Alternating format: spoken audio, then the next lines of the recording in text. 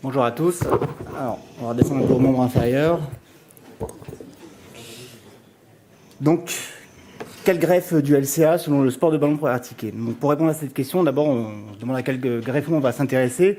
On peut avoir, bien sûr, le tendon rotulien, les ischio-jambiers, ou un peu moins fréquemment, peut-être le fascial attaque. J'utilise plus personnellement pour faire les ténodèses latérales. Pour répondre à la question de quelle greffe on va utiliser, il faut savoir quelles sont exactement les propriétés et les paramètres de ces greffons. Alors je vais vous parler essentiellement des paramètres liés à la prise de greffe et non à la technique chirurgicale. On va s'intéresser donc aux résultats dans la littérature, le taux de rupture, encore la correction de la laxité selon ces greffons, la morbidité que peut entraîner le prélèvement, les risques liés à ces prélèvements, les paramètres patients, bien sûr, qui interfèrent dans ce choix, et le côté esthétique aussi à la prise de greffe. Donc, une fois qu'on aura vu tous ces paramètres du greffon, on va pouvoir les opposer aux pratiques sportives et puis les adapter sport à sport.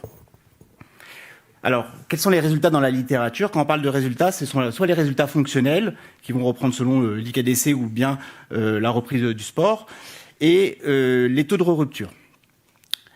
Les premières études donc, avaient noté pas vraiment de différence entre KJ ou DIDT, avec 95% de patients qui étaient satisfaits, reprise de sport standard pour les deux, et que ce soit Lewis dans une méta-analyse ou bien Barenius qui avait également analysé la qualité de vie, il n'y avait pas remarqué de différence. On a progressé un peu dans les années, ça c'était des études il y a 10 ans. En 2011, Motadi, qui avait fait une très belle méta-analyse, n'avait pas remarqué de différence fonctionnelle et pas de différence sur le taux de rupture. Et puis a commencé à apparaître quelques études, notamment celle de Xi, une méta-analyse qui a gagné un prix pour sa méthodologie et qui a commencé à retrouver une différence sur le retour à l'activité en faveur du tendon rotulien. Pas de différence sur le taux de rupture. Là, le tendon rotulien commence à prendre sa première victoire dans les résultats par rapport aux ischio-jambiers. Samuelson, en 2017, méta-analyse avec un registre, trouve pas de différence sur la fonction, mais un taux de rupture en faveur des ischio-jambiers. Donc le tendon rotulien emporte sa deuxième victoire et moins de taux de rupture pour lui. Guppa, 2017, dans le KSSTA, une étude de niveau 3, rupture plus fréquente dans les ischio-jambiers. Le tendon rotulien encore se positionne avec une fonction qui est identique. Concernant la laxité est évaluée dans la littérature soit par le Lachman ou les tiroirs, soit par une laxité instrumentale, souvent le KT-1000. Le rotatoire est une donnée qui reste quand même assez subjective, opérateur dépendant, mais qui est notée comme un paramètre. Samuelson, 2017, avec son registre, n'a pas vu de différence entre les deux greffons, mais reste avec les défauts des registres essentiellement pour pouvoir analyser plus finement ce paramètre. Motadi, lui, trouve un meilleur contrôle de la laxité par le tendon rotulien. Donc victoire encore du tendon rotulien. Xi, avec sa méta-analyse qui a une bonne méthodologie, retrouve un meilleur contrôle du ressort rotatoire pour le tendon rotulien.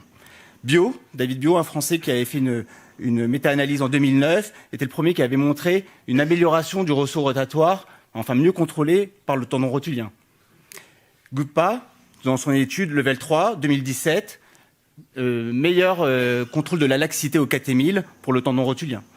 Et Chouette, dans sa méta-analyse, en 2017, meilleur résultat sur la laxité et le contrôle rotatoire pour le tendon rotulien. Qu'en est-il de la morbidité de ces tendons? Concernant la morbidité liée à la prise du DIDT, c'est souvent des atteintes de la branche infrapatellaire, qui peut être dans 40 à 88% des cas, des atteintes de la branche sartoriale du nerf saphène, jusqu'à 74% des cas, et des déficits de flexion et de rotation. Ça avait été repris par Alexandre Hardy par une revue de la littérature en 2017 dans l'auto-SR. On peut se plaindre aussi certains patients se plaignent d'hématome de cuisse ou bien de raideur de la chaîne postérieure, qui finissent par passer. Le tendon rotulien, lui, présente essentiellement des douleurs antérieures qui vont de 13 à 46% des cas. 13 à 46% des cas, donc ce pourcentage est essentiellement plus bas lorsqu'on utilise une double voie pour prélever ce tendon. Ça a été démontré par différentes études. La douleur à l'agenouillement, elle reste assez constante, jusqu'à 74% dans certaines données de la littérature, et qui gêne qui peut gêner assez longtemps, notamment dans la reprise du sport. La douleur à la marche aussi peut être notée jusqu'à 70% des marches, avec pareil, une gêne qui peut rester assez longtemps. Donc, quelles que soient les études qu'on avait vues précédemment, elles concluent quasiment toutes à ce que le taux de morbidité du tendon rotulien reste supérieur au taux de morbidité des ischio-jambiers, même si ce ne sont pas exactement la même douleur, mais clairement les douleurs antérieures sont plus attribuées au tendon rotulien qu'aux ischio-jambiers. Donc ça, c'est la première victoire, vraie victoire des ischio-jambiers. Les risques liés au prélèvement des ischio-jambiers sont pas majeurs, ça peut être des claquages des ischio-jambiers, des crampes, des raideurs, bon, rien qui peut ne pas passer et qui peut entraîner des arrêts de sport. En revanche, les risques liés au prélèvement du tendon rotulien sont un peu plus importants, notamment avec la fracture de rotule dans 0,5% des cas, ou bien encore des ruptures du tendon rotulien. Pour choisir ces greffons, bien sûr, il y a des paramètres patients. Je passe rapidement sur cette diapositive parce qu'on pourrait y passer la journée, mais il faut tenir compte bien sûr des antécédents chirurgicaux des patients, qui s'ils ont été déjà prélevés ou pas, des tendinopathies sous-jacentes, l'importance de la laxité. C'est une très importante laxité, on s'orientera plus facilement vers un tendon rotulien, voire une ténodèse latérale, et encore les autres lésions associées à un croisé antérieur isolé qui nécessite plusieurs greffes. Le côté esthétique, c'est sûr que si on s'adresse pas à un sportif, à une petite jeune fille qui n'est pas sportive, juste pour stabiliser son genou, on va sûrement privilégier les ischio-jambiers qui présentent une cicatrice unique que plutôt la double cicatrice avec le risque de douleur antérieure. Au total, pour la synthèse de ces paramètres, on a vu que les résultats fonctionnels étaient quasiment identiques entre ischio-jambier ou tendon rotulien, à une étude près qui a montré un retour aux activités plus favorablement pour le tendon rotulien. Le taux de rupture est clairement favorable au tendon rotulien, qui a tendance à moins rompre que les ischio-jambiers. La laxité et le ressaut rotatoire est également favorable au tendon rotulien. Et la morbidité est défavorable à ce dernier, et plutôt en faveur de la prise des ischio-jambiers. Alors, une fois qu'on connaît tous ces paramètres, comment on fait pour choisir? On pourrait se dire on fait des tendons rotuliens à tout le monde, mais et on exclut complètement les ischio-jambiers. Je pense que c'est pas une bonne méthode pour réfléchir. Toutes les études même concluent à il faut faire les deux et s'adapter un peu aux patients et discuter. Alors, il y a plusieurs modes d'entrée pour s'adapter aux patients. Soit le patient est vraiment sportif et on va essayer de s'adapter à son sport pour qu'il puisse reprendre une activité sportive. Soit il est moins sportif, il est essentiellement instable et on va regarder les autres paramètres qui sont sûrement le moins morbides. Donc, pour choisir le tendon en fonction du sport, je m'intéresse à 3 paramètres essentiels dans le sport. Quelle est la puissance du contact en fonction du sport? Quelle posture on adapte au cours de notre sport? Et quels sont les groupes musculaires sollicités pendant notre sport? On va essayer d'analyser sport par sport, et puis c'est une méthode comme une autre, rien qui, voilà, ça me permet de choisir. Concernant le football, alors la puissance du contact au football, je pense qu'on est à peu près tous d'accord pour dire qu'elle est élevée.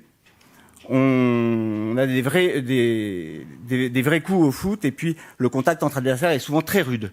A priori, sauf si on se comporte comme ce joueur, on joue pas sur les genoux, donc on n'a pas besoin de mettre le genou à terre.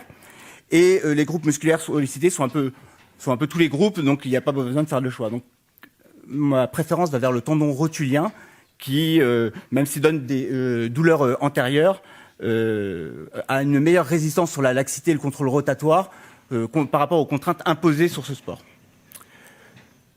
Un petit bémol pour le gardien, qui lui, en revanche, va utiliser vraiment son genou à terre pour pouvoir bloquer la balle et des détentes, donc il va utiliser son appareil extenseur pour sauter. Donc là, je vais plutôt préserver son appareil extenseur, donc éviter de prendre le tendon rotulien qui a un risque de douleur antérieure également, donc je favoriserai les ischio-jambiers. Le football américain et le rugby, je les ai classés dans les mêmes sports. Donc là, la puissance du contact, on est tous d'accord pour dire qu'elle est maximale, que ce soit au rugby ou bien au football américain.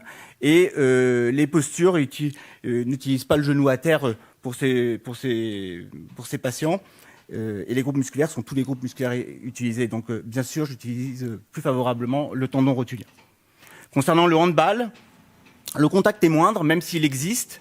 Mais ils utilisent aussi beaucoup leur détente, les joueurs de hand, pour pouvoir tirer. Et je tendance à privilégier les ischio-jambiers plus facilement. Petit bémol, toujours par rapport au goal. Alors le goal, contrairement au foot, lui, il utilise beaucoup plus l'extension de son membre inférieur avec des étirements très importants pour aller chercher les balles. Donc là, chez le goal du handball, j'utiliserai plutôt le tendon rotulien pour éviter les raideurs postérieures de ses cuisses et éviter les claquages aussi avec le risque que l'on avait vu.